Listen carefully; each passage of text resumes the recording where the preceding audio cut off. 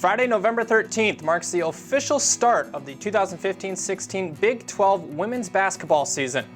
Earlier this year, we had a chance to catch up with Brenda VanLengen to talk about this season. Brenda, one of the nation's top teams again this season is Baylor.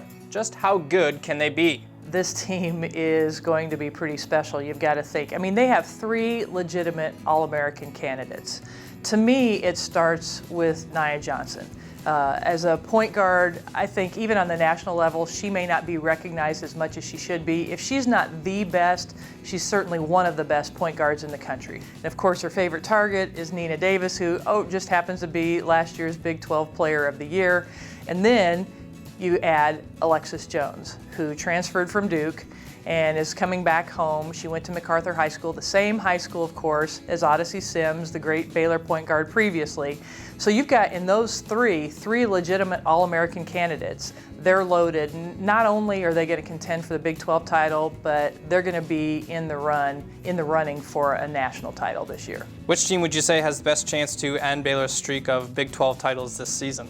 Well, I think like on the men's side with Kansas, Baylor is the favorite and it's their title until somebody rips it out of their hands. And that's going to be very, very difficult.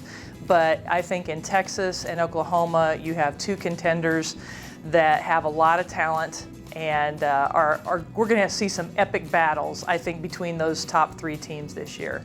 Well, obviously we have a few rule changes this season. What kind of impact do you think those will make, particularly with the going to quarters situation where it's going to be 4 quarters instead of 2 halves now, and the rule change to advance the ball to the front court? You know, I think the quarters won't have as big of an impact because it's still the same overall amount of time in and of itself. However, the way the fouls and free throws will be administered in those quarters, I think will make a big difference and have an impact. So as far as advancing the ball to half court at the end of the game, you know, we have a lot of really close games in Big 12 women's basketball. So I think that could come into play a lot.